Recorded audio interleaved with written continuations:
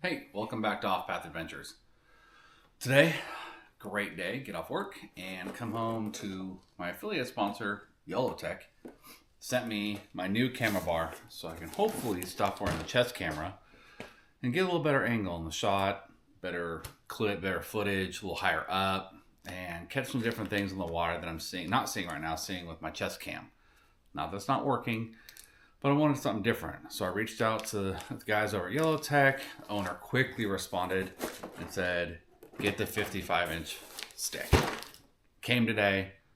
We're going to set it up on the Native Titan X.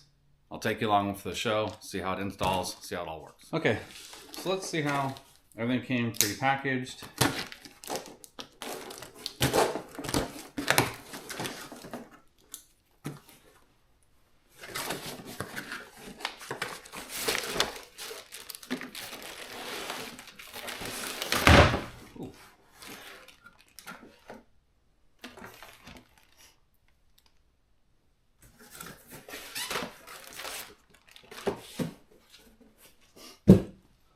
Okay, so first thing first, I ordered mine for the track T-bolt kit because the Native Titan X has a ton of track mounts all around it. Hoping this is going to work for my application. So here is their power pole. Good for the GoPro, the DJI, which is great because I film with the Action 4. Maybe going to the Action 5, I'm not quite sure.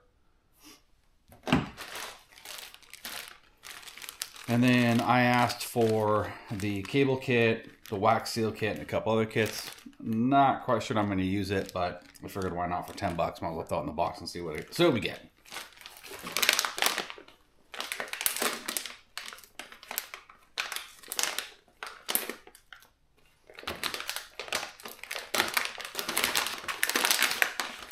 Holy hell, this thing is heavy. It's not plastic. It's aluminum, or I don't think that's steel. A magnet. Hold on a minute. Yeah, no, it's aluminum. But extremely well built. Maybe even overbuilt. Okay. Pretty self-explanatory. A little T-bolt. I'll set up on the track.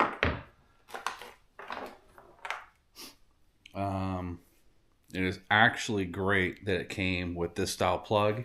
And I'll show you why here in about 2 seconds.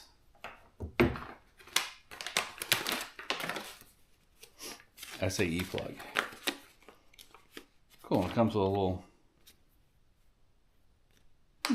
follow the instruction thing, plus a tag on Facebook and some other miscellaneous. Alright, let me get this plastic thing open because it is sealed for child-proof protection. I guess not for theft. I guess maybe for hanging in the store or something. Let me get this open and I'll move the camera over to the side where I'll be bolting this up to, and we'll get this installed. Okay, and real quick, I did just finally get out of the package, but this thing is really well built. It does not feel flimsy or cheap or, some... I'm not even sure if this is a US product. I have to go look that up. I apologize since I don't know. But it does not feel like a cheap overseas product at all whatsoever. Okay, let's get this moved and get this set up. Okay, so on mine, I'm either going to plan on moving the wheels back or possibly removing this side handle. I'll never be picking this kayak up and carrying it. It's already got enough stuff on it to be heavy as hell, so that ain't going to work. But the reason why I picked the T, and I'm super excited about having the SAE plug, is on the side of where my battery box is. I had wired in a port so I could plug in my external battery charger since I have a 100 amp hour lithium battery in here. So with hopes, actually I did not know it came with an SAE plug, which is even better.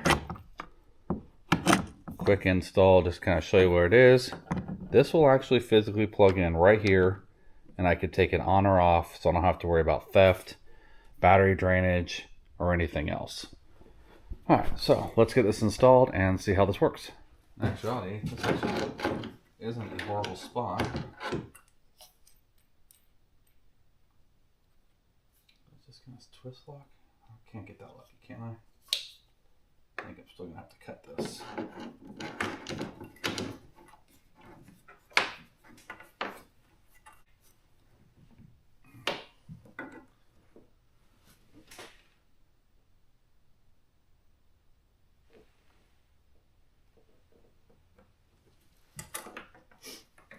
So, adjust this camera just a tiny bit. Got this tightened down, snug as I'm going to get in this tiny little corner. It's kind of working for me. I don't like how the cable is reaching. It plugs in, it'll work, but my fear is always that something always goes haywire. So, I made a jumper to extend this down a little bit, to hide this wire a little bit and put it down a little smooth on the body. So I'm going to wrap this, get some double-sided adhesive clips, put this down, and hopefully see how well it tracks in place.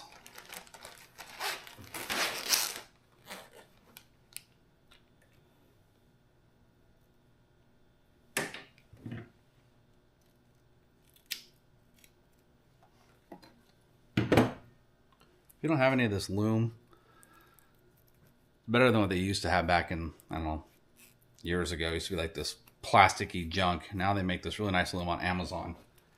I have tons of it in stock because I'm constantly wiring or tinkering with something between the Jeep and the Kayak.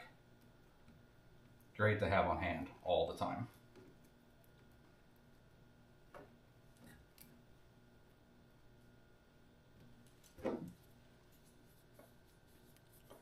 And this is felt loom tape instead of using electrical tape. It doesn't get as tacky and gross, especially when it gets wet, and it looks a little cleaner.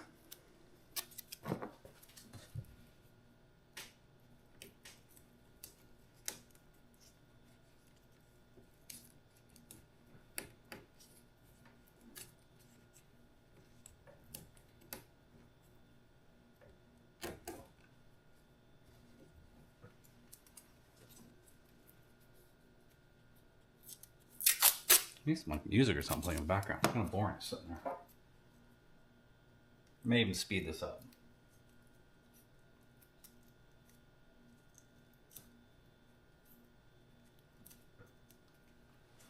So you can get a better idea of what kind of a close-up looks like, a little more clean, nice and simple.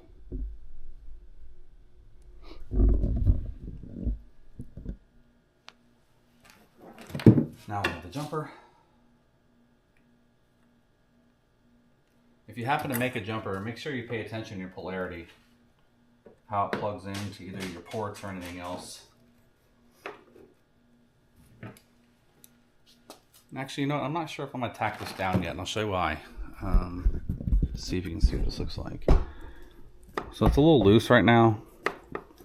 I don't think it'll cause a big issue, but for the next couple times to go and taking the Kayak out and making adjustments, I don't want to make anything permanent yet, because I'm not even sure I'm going to want to film. I don't know. I'm having questionability. My plan was to hopefully have the stick, obviously, you know, it attaches, you know, something like that. And my thought was, I typically, when I reel in, I bring everything in on my right-hand side, because I have so much just clutter on the left. It's horrible to, you know, yard a fish in over the top of a bunch of stuff, or worry about hitting it and knocking the fish off a, you know, weak hook set or anything else. So I'm going to demo this. I'm not going to tack it all down. It is clean, it's tight, there's no water issues, there's no electrical issues.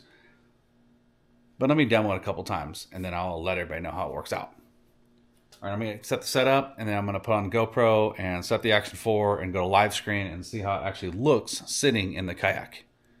Give me 1 second to set that up. And in case I forget, or I actually didn't show it, I don't know if I showed it on the flag or not. When YOLOTEK designed this, you have to pull out this safety screw, which actually is the mine lock or set lock inside the holder, which you have inside your boat, or if you flush mount a kit or anything else for a typical like normal flag or nav light or anything else. But it comes with 3 adapters on it.